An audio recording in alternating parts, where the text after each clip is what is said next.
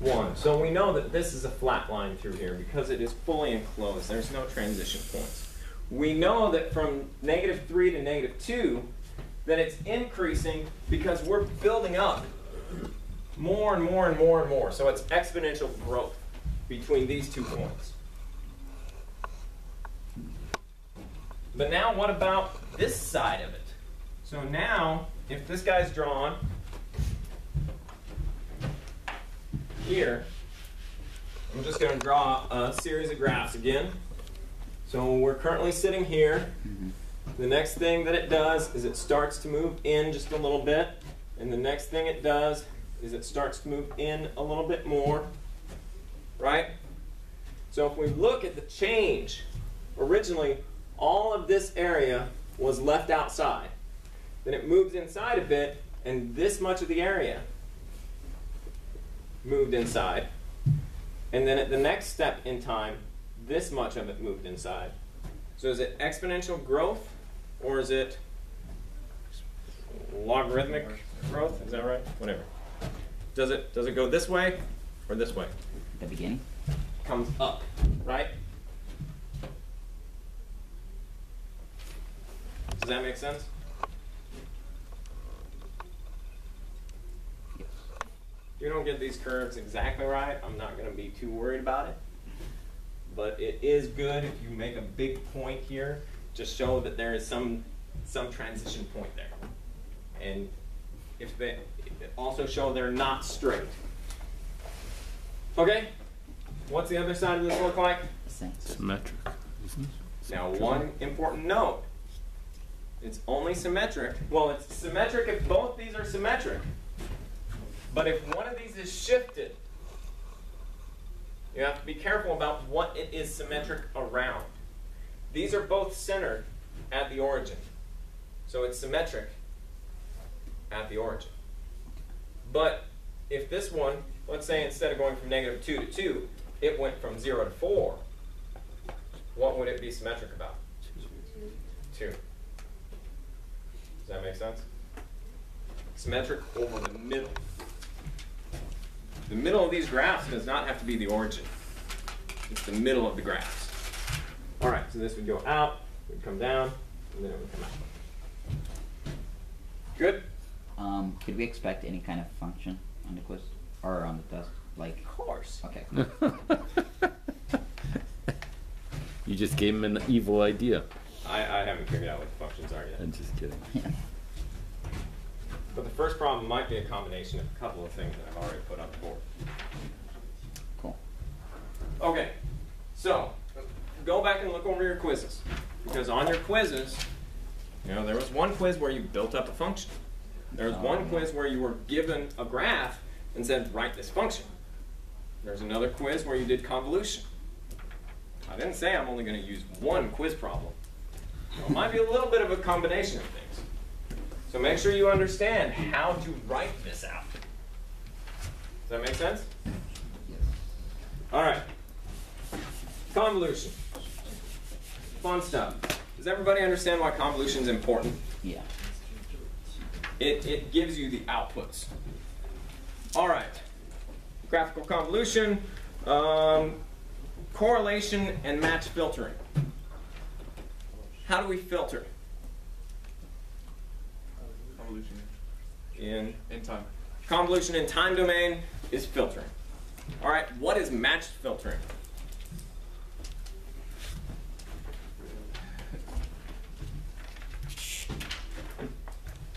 So filtering.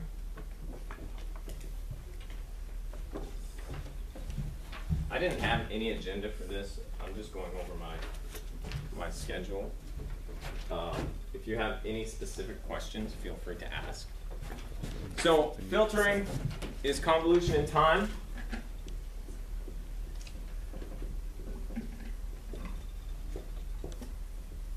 Matched filtering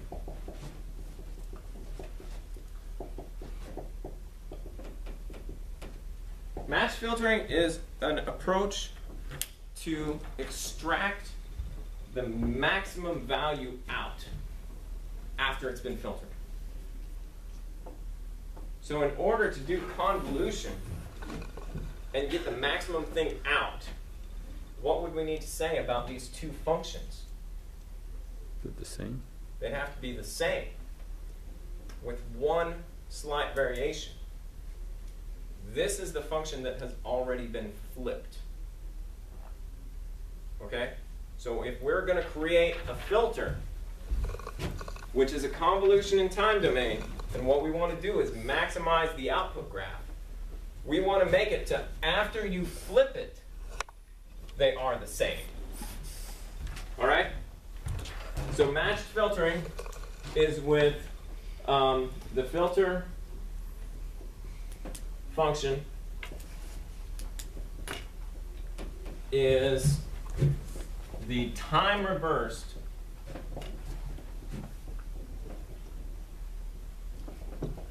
signal. And so I'm going to write this. We're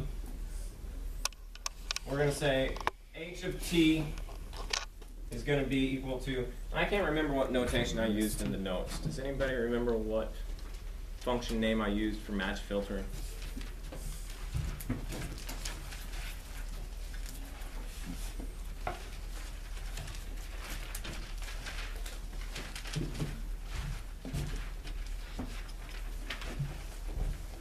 Might have been m of t.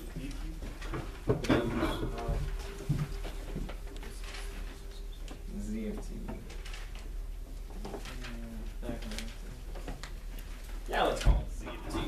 Z of t is fine. Z of t, where z is the filter function, is going to be equal to x. How do we do a time reversal? Minus t. Minus t, and I'm going to put a star up here. What does the star designate? Complex conjugate. The majority of the systems that where we are working with are real valued. So at this point in time, you don't need to worry about that. But keep it in mind as you move forward in your career. You need to make sure that match filtering is the time inversed complex conjugate of the original signal. Okay? All right. More convolution, correlation practice. What's correlation? How similar? Say again. How similar they are in time. And what's the difference between the convolution integral and the correlation integral? No flip. So it's just comparing two equations to see how they look compared to each other. There's two types of correlation. Does anybody remember what they are? Autocorrelation and cross-correlation. What is autocorrelation? When you correlate it with itself. Yep. When does it is, I'm sorry, let me repeat that. Autocorrelation is how a signal compares to itself. When is it maximum? T is equal to 0. If it's periodic, then it has a periodic nature. But yeah, autocorrelation is maximum at T is equal to 0. Does everybody feel comfortable with the MATLAB homework that we did about the maximum of the, was that cross correlation? Yeah. I Yeah. think so. Okay, so what we were doing in that homework, the objective of that homework, was to do, because we didn't have all the tools yet, to actually do a frequency response using correlation.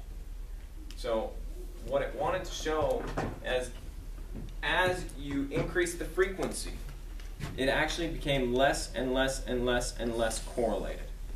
So we were plotting the maximum value over time of the input compared to the output, and it was a cross correlation. And then picking the maximum value, and so we could see with the graph, because what that graph looked like when we got the correlation output, it looked something like this. As this is omega, and this is the cross correlation max. The max of the cross correlation. Initially, they correlated very, very, very highly. And then at some point of omega, the output signal actually started to get stomped down. So they had less and less and less and less correlation until it finally just stomped it into oblivion. And so that's a low-pass filter.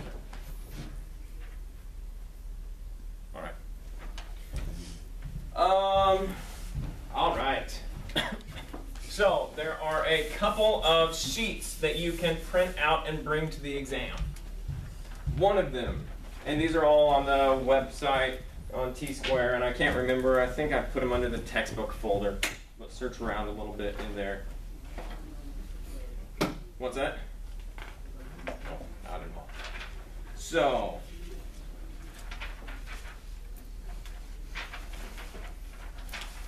there's also a Laplace table. You don't need the Laplace table for this test. So there are two forms that you guys should all print out for this test, and bring them with you. And you can have these in addition to the one-sided handwritten notes. All right.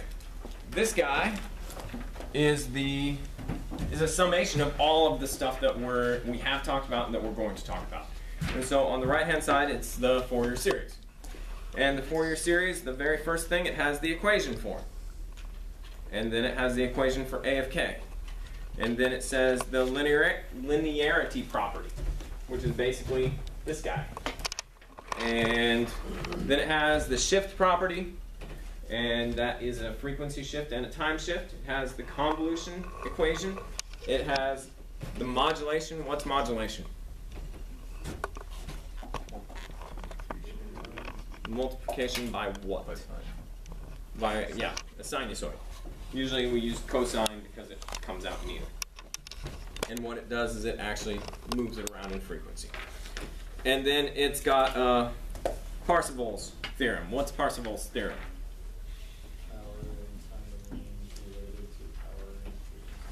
Yep. The energy in one domain is equal to the energy in another domain. And so this is an equation that relates those two.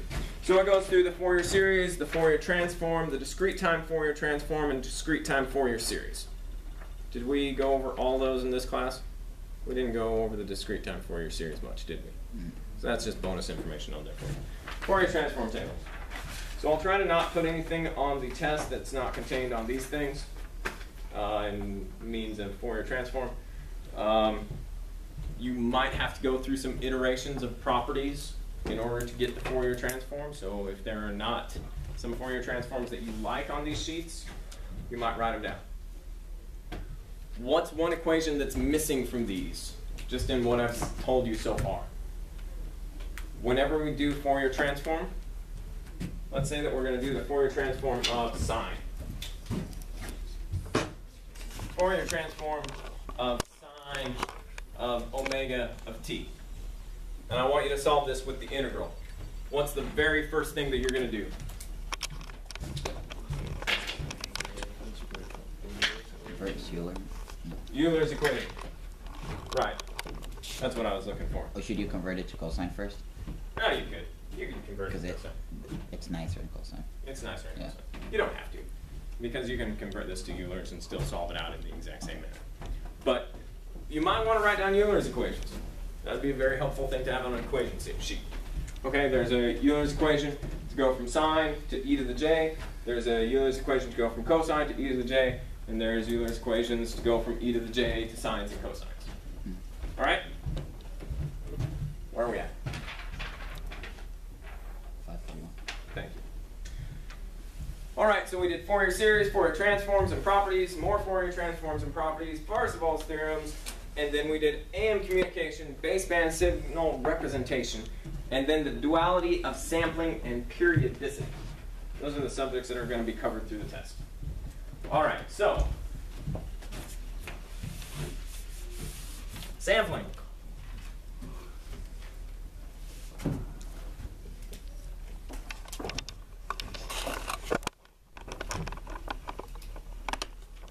What is it called?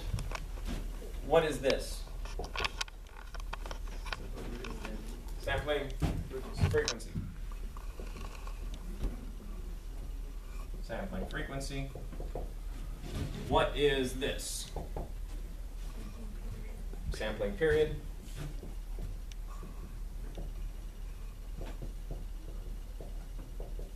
And what is, that's an n, omega of n. Nyquist.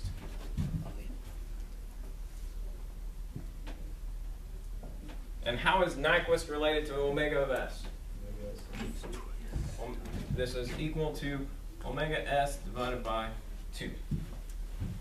What happens if you have a frequency that exceeds Nyquist? It aliases. Now, one of the things that we did, we went through an example, and you need to review this example. It's in your notes. And we used a pulse train, and that pulse train made a whole bunch of images of the input waveform, right? It was triangle waves. And so there was the original one, and then when we did sampling, it just like replicated this thing all through, right? Mm-hmm. Where's omega s reside on this graph?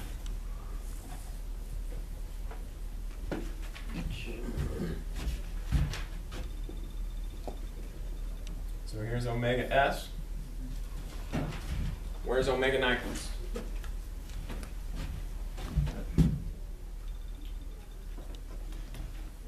Remember this at all?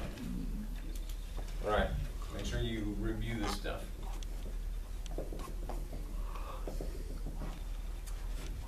What's this called? This region right here. This is the first Nyquist. This is the second Nyquist. This is the third. ...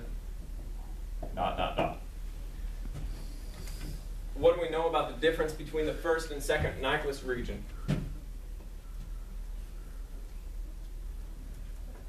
It's flipped. The information is the same. It has just been flipped about the origin. And so this information has been flipped here. And then it gets flipped again. It gets flipped again. So the first and the third contain the same information. The second and the fourth, it's the same but flipped. This is, of course, in frequency. This is a frequency domain. Does any of this ring a bell? A little bit, mildly. Okay, so we also looked at AM. What's AM stand for? Amplitude modulation. And we went over an example in class. And what was the example? There's a specific name of the type of AM that we did.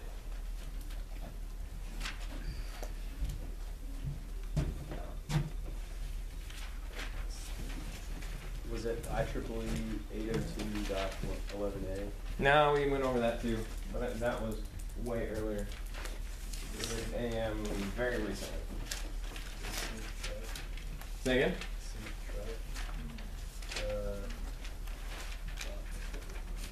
No, that's a try function. Double sideband. That's it. Double sideband amplitude modulation. There you go. Why is it called double sideband amplitude modulation? Double sideband AM. What is it? Does anybody remember going over this? Not much, a little bit. This was in the middle of midterms where everybody looked very sleepy. All right, let's say that we have an input signal. In the input signal, we're going to use our friendly little triangle. All right, so what we want to do in the time domain is do an amplitude modulation. What does that mean that we're going to change? If it's called amplitude modulation, we're going to modify the amplitude. So that means we're going to do a multiplication in time. Because if you think of a sinusoid, we have a sine of omega t plus theta. We can do amplitude modulation, we can do frequency modulation, we can do phase modulation. These are the only three things that we can play with in this equation. So maybe, I don't think we do any FM or